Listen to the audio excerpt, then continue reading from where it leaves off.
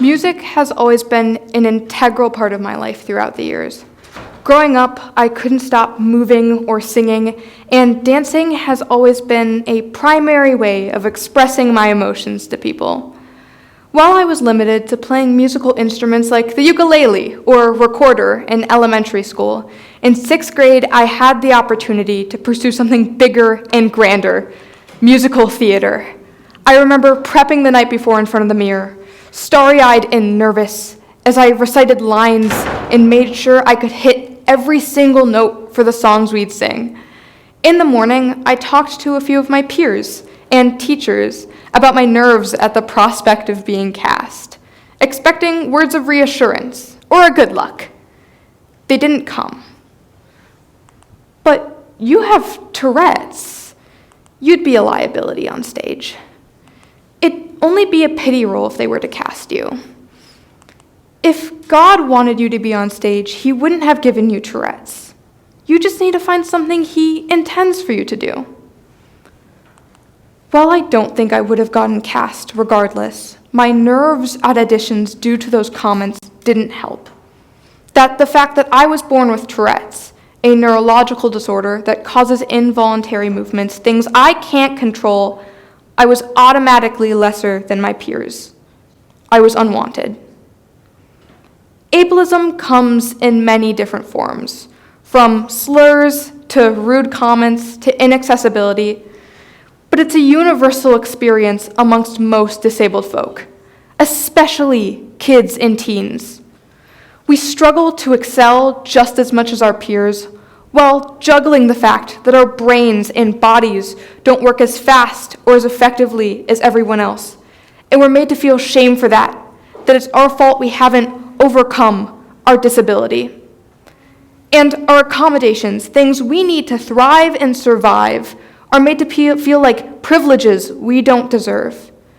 If I need to step outside my classroom because I'm overstimulated or because my tics are bad, my peers sometimes make me feel like that is unfair. We must have the uncomfortable conversation that is intrinsic in this fight against ableism, the one many people who claim to be disability rights activists fail to bring up themselves. Disabled people aren't failures if they don't overcome their disability. Disabled people aren't worthless if they don't contribute to the economy the same way other people do. And disabled folk shouldn't be excluded even if their conditions are considered undesirable, too difficult to deal with, or unwanted. Being loud or obnoxious in a social setting is considered a social taboo, especially at school. But my Tourette's shouldn't have any bearing on whether I can get a basic education or participate in public life. Facial differences are often portrayed in the media on characters that are scary or villains, but we cannot exclude people with scars and facial differences just because they're seen as uncomfortable. And having to take breaks from work, or working from home, or not being able to work at all is considered lazy, but we cannot blame people with chronic conditions that have to take the time to let their bodies rest just because they're seen as unproductive. Disabled folk deserve just as much respect as anyone else, because they have just as much inherent worth as anyone. And disabled folk do contribute to their communities. While contribution is usually measured in time given or money made, a more accurate representation is a part played by somebody to further a goal or benefit people. Disabled folk bring joy, new points of view, problem solving, and a slew of unique experiences and skills to the table that are often overlooked. While I wasn't great at singing back in the day, I was and still am incredibly good at memorizing lines and dance numbers, but my skills were overlooked when people were thinking about the prospect of me being cast. They only saw my disability. Your worth should not depend on whether you can work a 9 to 5, or contribute to your community in a traditional manner, or behave in a way society deems desirable. That also means you can't give disabled folk the bare minimum and call it a day. Disabled folk who can't communicate or take care of themselves or participate in public life deserve not only basic medical care and housing, but affordable and accessible health care and care that allows them to thrive rather than just survive. It's still legal under 14C of the Fair Labor Standards Act to pay disabled folk under minimum wage based off of their productivity within the U.S. It's still legal in 31 states in the U.S. to forcibly sterilize disabled women, and in 17 of these states, this sterilization extends to minors. In some of these states, it's legal to not inform the disabled person that this will occur, as that may be, and I quote, distressing. Under the Social Security Administration of the U.S., if a disabled person receiving government aid, which is already limited and capped at $1,500, holds more than $2,000 in a bank account, or gets married, all of their government benefits are cut and transferred to them or a partner, making it incredibly difficult for many disabled folk to escape domestic abuse or choose between whether they want to support themselves or be married. We must fight against ableism in day-to-day and in law to create a more accessible future for us all.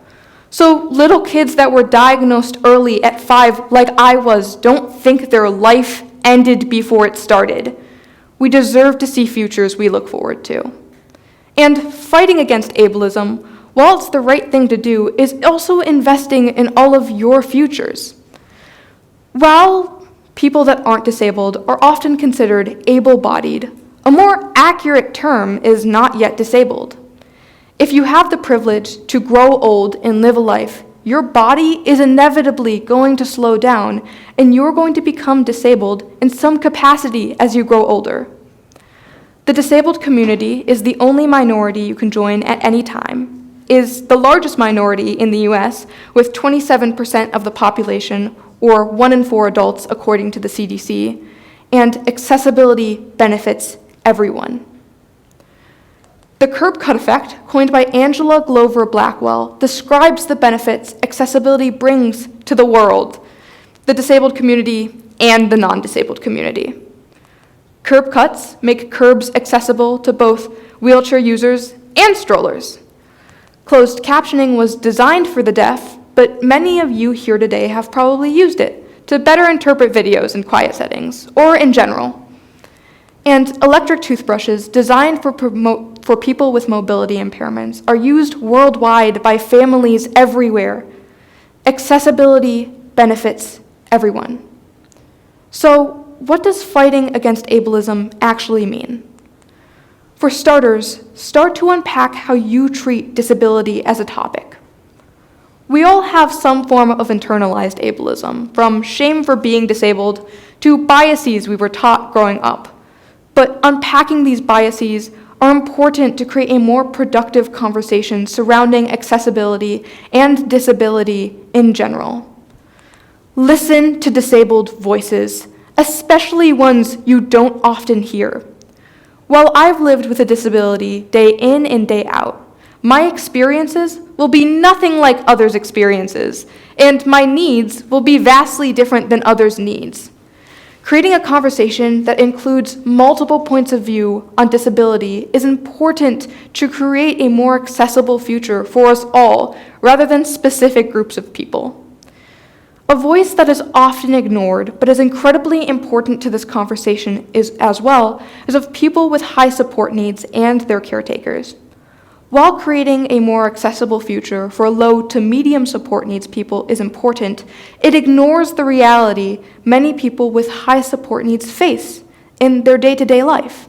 High support folks' needs and their caretakers, who are often family members, deserve support that not only allows the high support folks to live comfortably, but allows the family members and caretakers to not be overwhelmed with high medical bills or a condition they aren't well equipped to aid. You can also leverage your legal rights. Support groups like the Association of Americans with Disability know yours and others' rights covered by the ADA and report discrimination and violations of accommodations and accessibility. Now, there is a happy ending to the story I told at the very beginning of this speech. This year, I finally gained the guts to audition for another musical, and I was cast as the puppeteer for Toto in The Wizard of Oz. The group of adults we worked with were spectacular and made sure that if I needed accommodations, they were available to me at any time. But this happy ending isn't because I overcame my disability, or because I found a cure, or because I finally got over it. It's because people were willing to meet me halfway and discuss what I in the theater needed as a whole. It's because they could see me before they saw my disability, but acknowledged the fact that I'm a disabled teen who may need accommodations rather than shoving it to the side for their comfort. It's because they could communicate with somebody. Disability as a topic is incredibly diverse and includes so many different experiences and points of view and problems. But we must take the first step and involve the disabled community in discussions surrounding accessibility, because this is about all of our futures. Thank you.